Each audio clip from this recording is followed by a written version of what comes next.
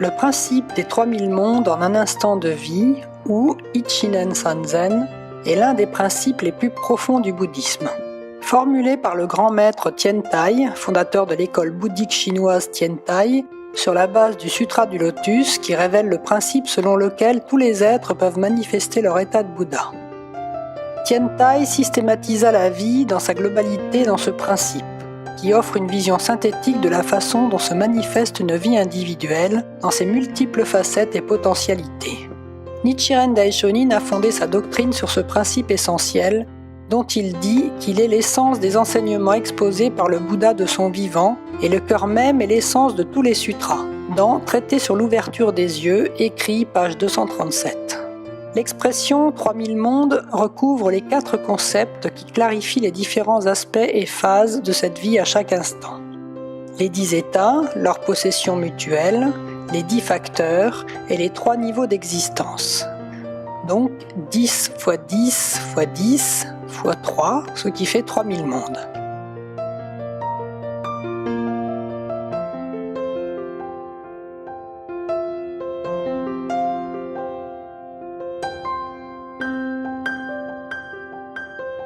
L'étroite interdépendance de tous les phénomènes est décrite par Nichiren Daishonin dans Sur l'atteinte de la bodhéité en cette vie, écrit page 3. La vie à chaque instant inclut le corps et l'esprit, le soi et l'environnement de tous les êtres vivants et de tous les êtres non sensitifs, dans les 10 états ainsi que dans les 3000 mondes, notamment les plantes, le ciel, la terre et même la plus infime particule de poussière. La vie à chaque instant imprègne tous les phénomènes et s'y manifeste, c'est le sens de l'entité de la loi. S'éveiller à ce principe est en soi la relation d'inclusion mutuelle entre chaque instant de vie et tous les phénomènes. Les 3000 mondes, Sanzen, désignent tous les facteurs à l'œuvre à chaque instant de vie, Ichinen. En analysant ces facteurs, Tiantai a réalisé que tous les phénomènes de l'univers, le corps, l'esprit, le soi et l'environnement, l'animé et l'inanimé, la cause et l'effet, entrent en jeu à chaque instant d'une vie individuelle, et que, inversement, une vie individuelle imprègne tous les phénomènes de l'univers. Nichikan Shonin, 1665-1726, était le 26e administrateur de l'école Fuji, un réformateur. Son œuvre majeure est le Rokansho, traité en 6 volumes dans lequel il y réfute les écoles erronées et redonne au bouddhisme des bases solides, conformes à l'esprit originel de Nichiren Daishonin. Nichikan Shonin résumait cette relation mutuelle par l'expression « tout inclure et tout imprégner » et en donnait l'image suivante. C'est comparable au fait qu'un grain de poussière est fait des mêmes composants que la vaste étendue de terre dont il provient. Et lorsqu'on verse une goutte d'eau dans l'océan, elle se dilue dans l'océan tout entier.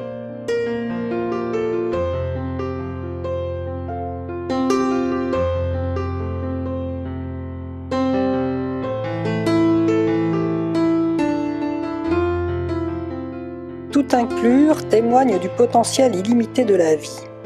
Ichinen Sanzen décrit une vie individuelle comme un microcosme possédant les mêmes caractéristiques et potentialités que le macrocosme qu'est l'univers, ces 2 aspects étant fondamentalement équivalents. Cela peut évoquer les vers du poète anglais William Blake, voir le monde dans un grain de sable et les cieux dans une fleur sauvage, tenir l'infini dans le creux de la main et l'éternité dans une heure. De cette conception découle un immense respect et une immense considération envers toute vie. Si chaque vie englobe toutes les lois et tous les phénomènes de l'univers, alors il faut la considérer comme aussi précieuse que l'univers lui-même et la traiter avec le plus grand respect. En particulier, chaque personne est d'une importance capitale. Daisaku Ikeda développe ce point. La vie d'une seule personne est aussi vaste que l'univers entier et elle est infiniment respectable. Il est important de faire tout notre possible pour encourager non seulement ceux qui sont dans notre environnement proche, mais aussi ceux qui font des efforts dans l'ombre. Un bouddhiste cherche d'abord et avant tout à mettre en valeur le travail de ceux à qui on ne prête pas d'ordinaire attention. Nous devons faire l'effort d'encourager chaque personne et de l'aider à devenir heureuse.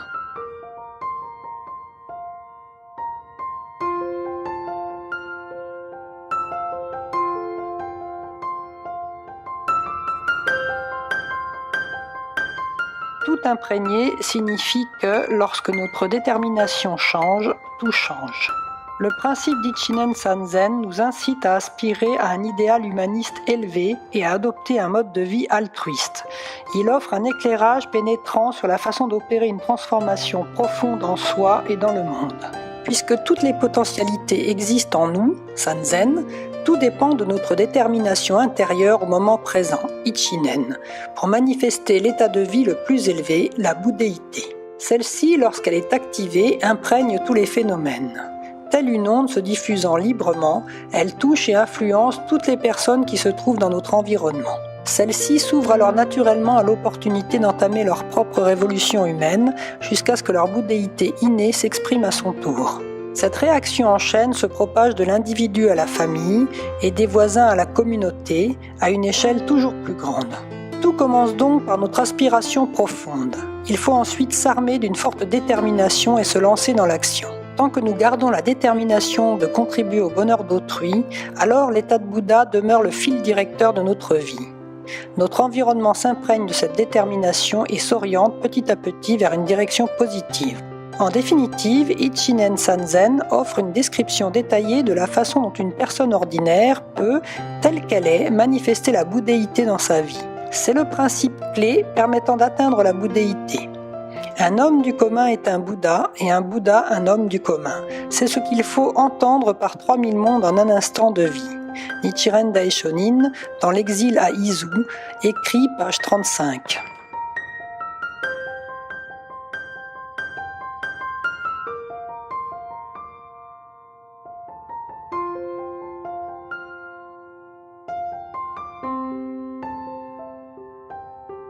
Nous allons aborder maintenant la signification de Ichinen Sanzen théorique et Ichinen Sanzen concret. À partir du principe de la véritable entité de tous les phénomènes, révélé dans le 2e chapitre du Sutra du Lotus, moyen opportun, le grand maître Tiantai a développé un principe d'Ichinen Sanzen qualifié de théorique. En effet, à ce stade du récit du sutra, on ne le voit pas clairement à l'œuvre et la possibilité d'atteindre la bouddhéité demeure floue. De tels enseignements sont comme le reflet de la lune dans l'eau ou comme des plantes déracinées dérivant au gré des vagues, écrit Nichiren, sur l'ouverture des yeux, écrit page 220 à 300. En particulier, le Bouddha est encore perçu comme un être parfait, arrivé une fois pour toutes à ce stade après avoir pratiqué durant d'innombrables éons. Ce n'est que dans le 16e chapitre, Durée de la vie, lorsqu'est révélée l'illumination du Bouddha dans le lointain passé, que le principe d'Ichinen Sanzen prend toute sa cohérence.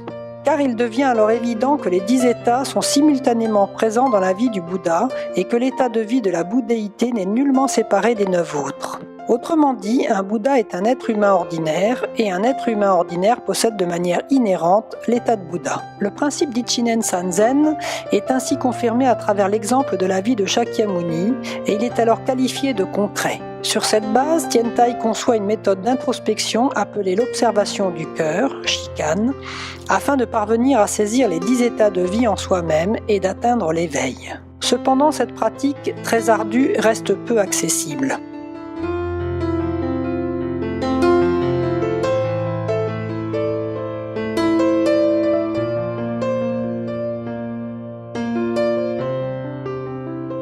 Ichinen Sanzen révélé par Nichiren est plus concret que celui de Tiantai.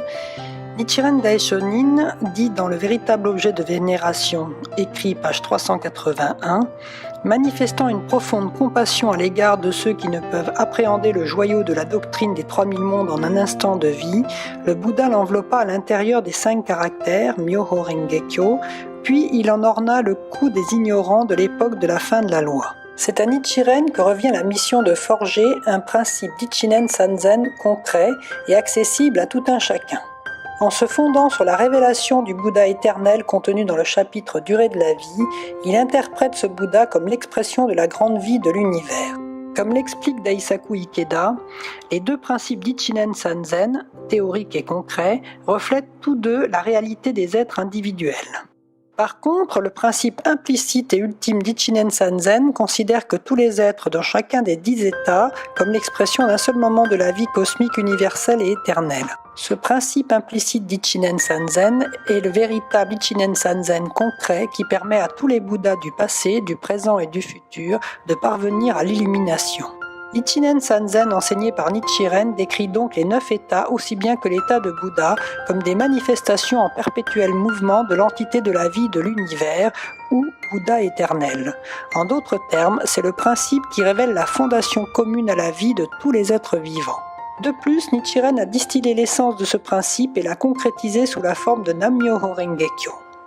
Il lui a également donné une expression graphique à travers un objet de culte, le Gohonzon. Ainsi, avec Nichiren, ce principe fondamental prend une forme concrète et directement accessible pour tous. C'est sur cette base que les pratiquants du bouddhisme de Nichiren accomplissent leur révolution humaine ou changement intérieur et avancent au quotidien en relevant joyeusement les défis de l'existence.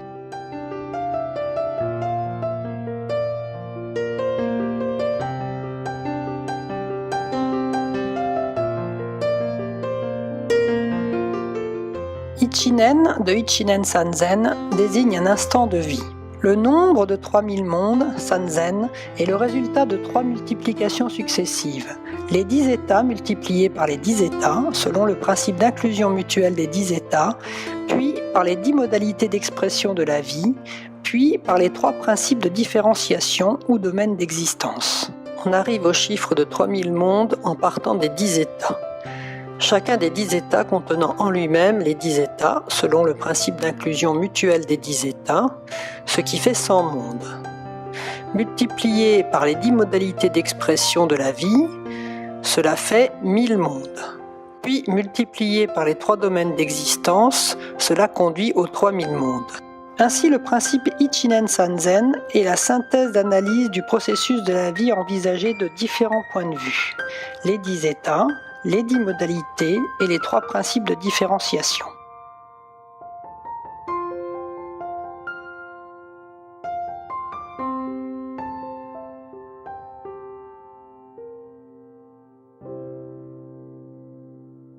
Les 10 états de vie sont l'enfer, l'avidité, l'animalité, la colère, l'humanité, le bonheur temporaire, l'étude, l'éveil pour soi, le bodhisattva, le Bouddha.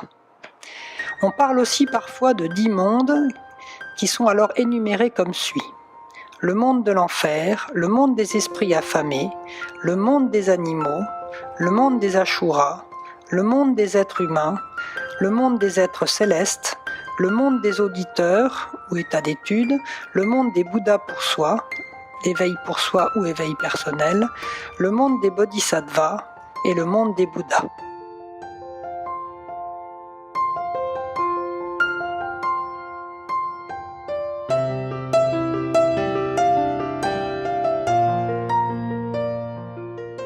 Les 10 états se distinguent en 2 parties.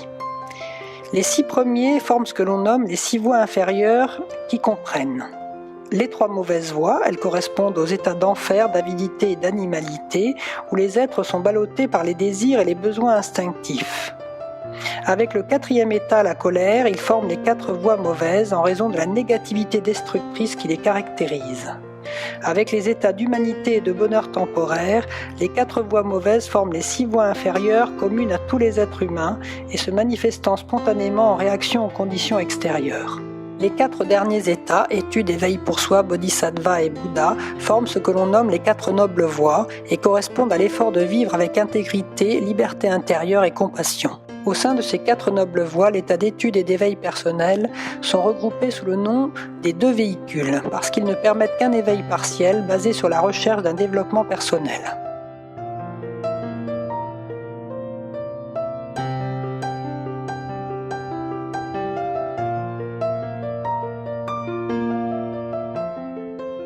L'inclusion mutuelle des 10 états signifie que les 10 états sont contenus dans chacun des 10 états. Par exemple, dans la vie des êtres dans l'état d'enfer se trouve l'état de Bouddha, et dans la vie de Bouddha se trouve l'état d'enfer. Le point essentiel du principe de l'inclusion mutuelle des 10 états consiste à montrer que l'état de Bouddha est contenu dans les 9 autres états, et que tous les êtres humains des 9 autres états peuvent de manière égale devenir Bouddha. Il est impossible qu'un être possède les 9 états sans posséder l'état de Bouddha. Ainsi, le potentiel de sagesse et d'action de l'état de Bouddha continue à exister même chez une personne dont la vie est dominée par les états de vie inférieurs, enfer, avidité, animalité ou colère. De même, il ne peut exister un Bouddha qui ne possède que l'état de Bouddha en se coupant des 9 autres états. La vie des êtres humains se manifeste à chaque instant dans l'un de ces 10 états.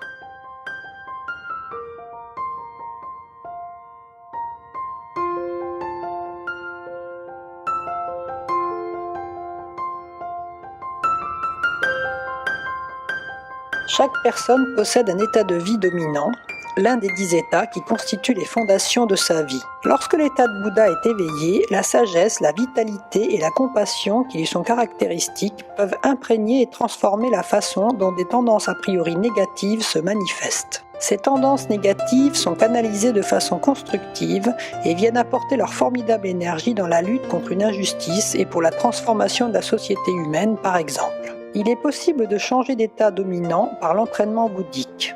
Atteindre la bouddhéité, c'est faire de l'état de Bouddha la base même de notre vie. Le principe d'inclusion mutuelle des 10 états est celui du changement d'état de vie dominant qui révèle que tous les êtres humains sont capables d'effectuer cette transformation intérieure et d'établir en eux-mêmes l'état de Bouddha. La finalité de la pratique bouddhique est donc d'éveiller quotidiennement notre état de Bouddha afin qu'il illumine tous nos états de vie. Nous pouvons, tout en restant fidèles à ce que nous sommes, exprimer notre personnalité et nos qualités sous leur meilleur jour. La possession mutuelle des 10 états signifie que chacun des 10 états possède les autres de manière inhérente. 10 par 10, ça fait donc 100 mondes.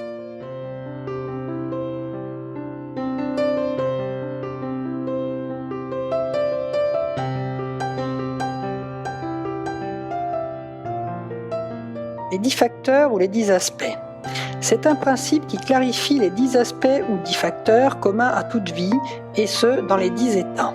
Les êtres humains, dans l'état d'enfer comme dans l'état de Bouddha, sont dotés de façon égale de ces 10 modalités d'expression de la vie. La sagesse du Bouddha consiste en une perception et une compréhension complète de la véritable entité de tous les phénomènes, Sho, Jiso, qui est elle-même mise en lumière par les 10 modalités d'expression de la vie, Ju, Nyo-ze. Ces modalités sont énumérées dans le 2e chapitre, Oben, du Sutra du Lotus, que nous récitons tous les jours. La réalité ultime de tous les phénomènes ne peut être comprise et partagée que par des Bouddhas. Cette réalité consiste en l'apparence, la nature, l'entité, le pouvoir, l'influence, la cause inhérente, la relation ou cause externe, l'effet latent, l'effet manifeste et leur cohérence du début jusqu'à la fin.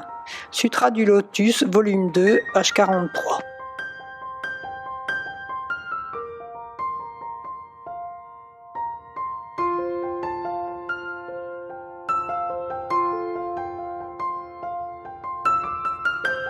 Les 10 facteurs, Nyo-ze, et leur signification. Le premier facteur, Nyo-ze-so, l'apparence, elle désigne l'aspect visible, le corps et la forme des choses. Elle correspond donc à l'aspect physique. Le deuxième facteur, Nyo-ze-sho, la nature, elle indique les dispositions ou qualités inhérentes qui ne peuvent être perçues directement de l'extérieur. Elle correspond à l'aspect spirituel. Le troisième facteur, Nyo-ze-tai, l'entité, c'est la réalité individuelle ou l'essence de la vie qui pénètre et intègre l'apparence, l'aspect physique, et la nature interne, l'aspect spirituel. Les 6 modalités suivantes sont qualifiées de fonctions dynamiques de la vie. Le quatrième facteur, Nyo-ze-riki, le pouvoir, c'est la force ou l'énergie potentielle inhérente à la vie. Le cinquième facteur, Nyo-ze-sa, l'influence, c'est l'énergie manifestée, le mouvement ou l'action produit, lorsqu'une potentialité d'attente est activée. Parmi les 6 dernières modalités, les 4 modalités suivantes expliquent comment nos actions nous amènent à passer de l'un des 10 états à l'un des 9 autres. Le 6e facteur, Nyo-ze-in, la cause inhérente, c'est la cause latente directe de changement, inhérente à la vie, qui produit un effet particulier, bon, mauvais ou neutre. Le 7e facteur, Nyo-ze-en, la relation ou cause externe. C'est la cause secondaire ou le stimulus extérieur qui aide une cause interne à produire son effet, à savoir le changement intérieur et extérieur. Le 8e facteur, Nyo-ze-ka, l'effet latent, c'est l'effet direct produit dans les profondeurs de la vie quand une cause interne et une cause externe entrent en interaction. Le 9e facteur, Nyo-ze-o, l'effet manifeste, c'est le résultat concret, perceptible, qui apparaît comme conséquence d'une cause interne et d'un effet latent. Le 10e facteur, Nyo-ze-on Maku Kyoto, est la cohérence du début jusqu'à la fin. Elle implique que les 9 précédents facteurs ou aspects de la vie, de l'apparence jusqu'à l'effet manifeste, constituent un tout cohérent selon l'état de vie. La même cohérence se manifeste dans l'état d'enfer aussi bien que dans l'état de Bouddha.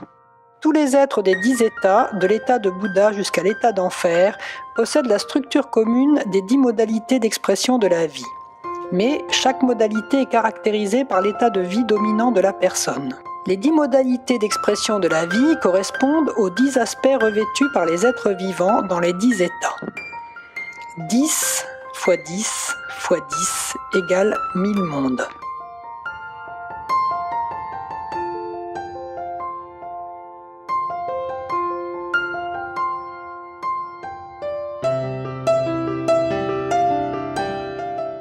Les 3 principes de différenciation, ou 3 domaines ou niveaux d'existence, sont premièrement le domaine des 5 composants ou des 5 agrégats, Go-On Seiken.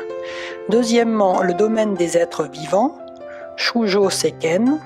Troisièmement, le domaine de l'environnement, Kokudo Seiken. Le domaine des 5 composants ou des 5 agrégats, Go-On Seiken, qui fusionnent pour former un individu, sont 5 éléments, 5 fonctions constituant un être vivant individuel. Le bouddhisme enseigne que c'est grâce à la combinaison de ces 5 agrégats que tous les êtres humains se maintiennent en vie. Les 5 agrégats constituent le corps et l'esprit des êtres humains et le fonctionnement en est différent selon leur état de vie. C'est ce qu'on appelle la différenciation dans le domaine des 5 agrégats. Les 5 agrégats peuvent donc constituer, selon l'état de vie de la personne, tantôt des éléments qui produisent l'illusion et la souffrance de la vie et de la mort, tantôt des éléments qui permettent d'agir avec bienveillance.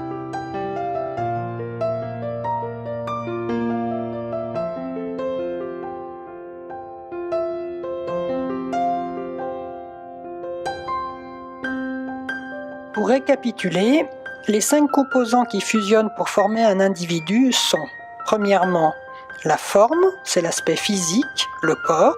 Deuxièmement, la perception. Cela désigne la fonction de recevoir des informations venues de l'extérieur, aussi bien que de l'intérieur, données par les 6 racines des sens, c'est-à-dire la vue, l'ouïe, l'odorat, le goût, le toucher et l'esprit. Troisièmement, la conception. Elle désigne la réaction mentale à ce qui a été perçu. Quatrièmement, la volition. C'est l'activité intellectuelle qui découle de la perception et de la conception. Cinquièmement, la conscience. Elle désigne l'esprit qui reconnaît et discerne les phénomènes.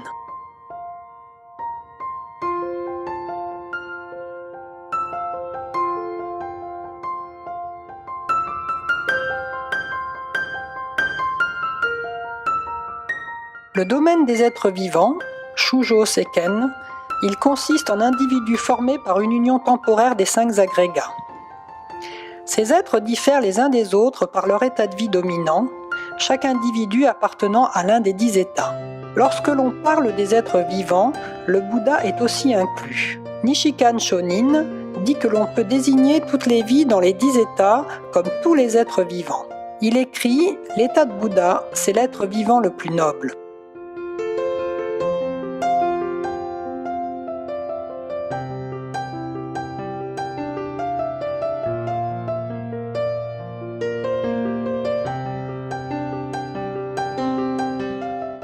Le domaine de l'environnement, Kokudo Seiken. Ce concept explique comment les êtres vivent et s'expriment dans les 10 états. Dans le pays où l'environnement où les êtres vivants habitent, les différences des 10 états se manifestent en fonction de leur état de vie individuel. C'est ce que l'on appelle la différenciation dans le domaine de l'environnement. L'expression 3000 mondes recouvre les 4 concepts qui clarifient les différents aspects et phases de cette vie à chaque instant. Les 10 états, leur possession mutuelle, les 10 facteurs et les 3 niveaux d'existence. 10 par 10 par 10 par 3 font 3000 mondes.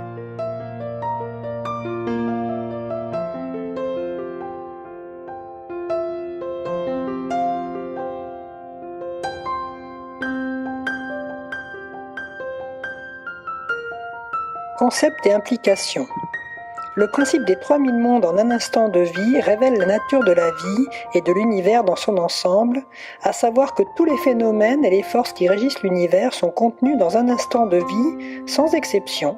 10 par 10 par 10 par 3 font 3000 possibilités. La pratique du bouddhisme de Nichiren permet de transformer non seulement notre propre vie, mais aussi d'apporter une contribution positive à la vie de notre entourage, de notre environnement et de l'humanité dans son ensemble. L'enseignement de Nichiren n'est pas une vaine théorie. Il est au contraire profondément tourné vers la transformation réelle de notre vie et du monde. On dit que ce bouddhisme représente la concrétisation des 3000 mondes en un instant de vie. Nichikan Shonin écrit « Kokudo Seiken signifie le lieu où les êtres vivants des 10 états habitent. Les êtres dans l'état d'enfer résident dans le fer extrêmement chaud. Les êtres dans l'état d'avidité habitent à 500 yujun sous terre et dans le ciel. Les êtres dans l'état d'animalité résident à la fois dans l'eau, sur la terre et dans le ciel. Les êtres dans l'état de colère habitent au bord de la mer et au fond de la mer. Les êtres dans l'état d'humanité résident sur la terre. Les êtres dans l'état de bonheur temporaire habitent dans un palais. Les êtres dans les 2 états d'étude et d'éveil pour soi résident sur la terre de la transition, au Bendo. Les êtres dans l'état de Bodhisattva résident sur la terre de la rétribution concrète, Jipodo. Les êtres dans l'état de Bouddha résident sur la terre de la lumière éternellement paisible. Dans l'écrit en 6 volumes.